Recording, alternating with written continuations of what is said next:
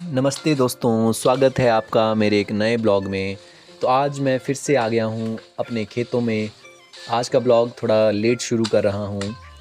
मैं आया हूँ अपने खेतों में और यहाँ से मैं घास लेके जाऊँगा। मैं वैसे अकेला नहीं आया हूँ, मेरे साथ मेरे मम्मी जी भी आए हैं। वो अपने लिए अलग से घास काट रहे हैं और मुझे ब्यूल के पेड़ों से घास काटने के लिए दिया हुआ है। तो वैसे मैंने घास काट लिया है, बस इनको छोटा-छोटा करके बाँधने लायक मैं बनाऊँगा और इनका एक पूरा एक भारा बना के फिर पशुओं के लिए चारा मेरा तैयार हो जाएगा। तो आइए दोस्तों, करते हैं अपने टास्क को complete.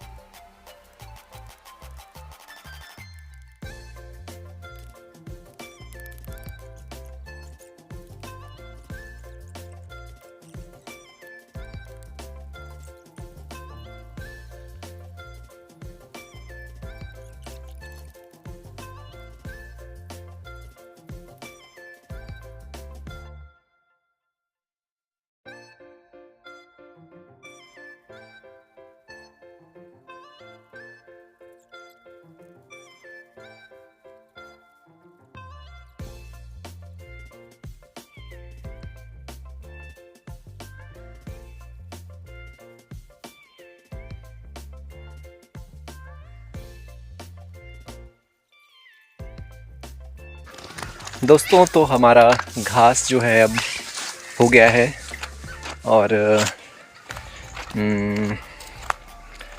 As usual as per routine जितना हमने ले जाना है घास, सुबह भी मैं थोड़ा सा लेके गया हूँ और अभी भी जब हम घर से आए तो थोड़ा सा अभी कवर कर लिया हमने।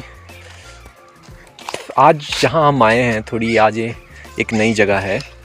यहाँ का नाम है जाबे का ठाठर।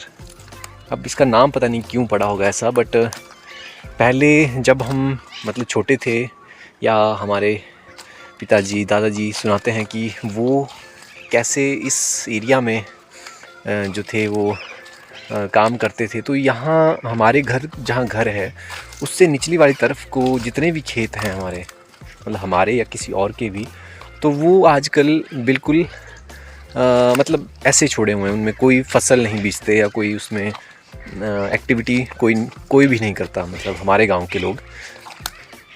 कारण प्रोबेबली यह है कि बच्चे अब शिक्षा का जो अर्बनाइजेशन का जो एक इम्पैक्ट है और एजुकेशन के लिए नो डाउट एक अच्छे स्कूलों के लिए बच्चे अब प्रेफर, पहले नज़दीक के स्कूलों में, सरकारी स्कूलों में पढ़ते थे। अब बच्चे जो हैं वो थोड़े बाहर जाते हैं तो उनके पेरेंट्स थोड़ा उनको नर्चर करने में बिज़ी हैं। और कई बार ऐसा भी है कि दोनों हस्बैंड वाइफ जो हैं वो दोनों वर्किंग हैं। तो तब भी तो पहले के समय में कृषि एक बहुत बड़ा काम माना जाता था और जिसकी जितनी ज़मीन थी वो उतना ही धनी व्यक्ति कहलाता था। परंतु बाय द टाइम अब जब मैं देखता हूँ कि कुछ एक हमारे खेत हैं जिनको हम अब बीजते हैं पर बाकी खेतों को अब नहीं बीजते। तो जैसे ये वाले खेत हैं, मैं आपको बताऊँ, इन खेतों में पहले मतलब हम आज के समय में जो थी वो गेहूँ बीजी जाती थी। देखिए ये भी खेत किसी और के हैं परंतु ये भी खाली हैं, इनमें भी कोई फसल नहीं है। तो यहाँ मतलब हमारे घर से नीचे जितने भी खेत हैं वो सारे ही ऐसे हैं जहाँ कोई खेती आज के टाइम में नहीं होती है। तो ये था आज का मेरा ब्लॉग। वैसे मैं सुबह भी गया था, उस टाइम मैं वीडियो बनाना भूला और वहाँ से भी मैं थोड़ा लेके आया था जहाँ एज़ यूजुअल मैं जाता हूँ। आज हम थोड़ी अलग जगह पे आए थे। तो ये है। बाकी आईसीसी वर्ल्ड कप T20 पिछले कल से 7 फरवरी से शुरू हो गया है और पिछला कल का जो मैच है काफ़ी इंटरेस्टिंग रहा, पाकिस्तान नीदरलैंड्स के बीच में, और फिर शाम का मैच भारत और अमेरिका के बीच में। मतलब गेम्स जो भी हो, ये हमारे लिए या कहें कि बच्चों के लिए आज के समय में एक बहुत बड़ा लेसन है, क्योंकि फ़िज़िकल एक्टिविटीज़ किसी के लिए भी होना बहुत ज़रूरी है। हमारे लोकल बॉडीज़ में जैसे हमारे लोकल स्कूल्स हैं, वहाँ पे भी अब बच्चों को प्रेफरेंस दी जाती है कि एजुकेशन के साथ साथ वो गेम खेलें, कोई भी गेम ऑप्ट करें।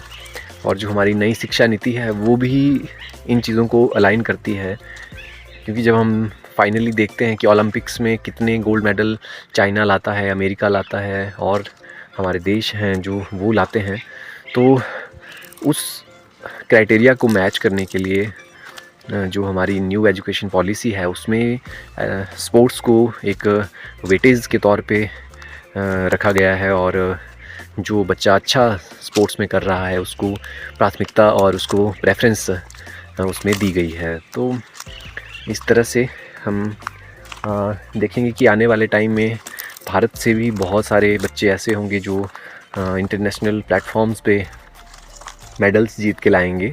और ये पर्सनल माइलस्टोन के साथ साथ एक बोलते हैं कि देश की जीत भी मानी जाती है, क्योंकि अगर कोई इतने बड़े मंच पे जाके अपने देश का तिरंगा अपने साथ पोडियम पे ले जाता है तो नो डाउट सब किसी का भी सर है वो फ़क्र से ऊंचा हो जाता है। तो दैट्स इट। तो मिलते हैं अब शाम को, अब हम इवनिंग वॉक पे जाएंगे, तो मिलते हैं नेक्स्ट वीडियो में।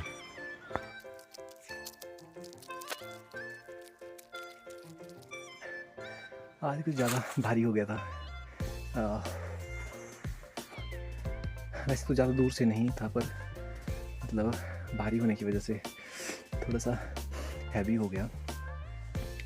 पर अब मैं पहुंच गया हूँ और अब करते हैं थोड़ा रेस्ट और फिर चलते हैं इवनिंग वॉक के ऊपर।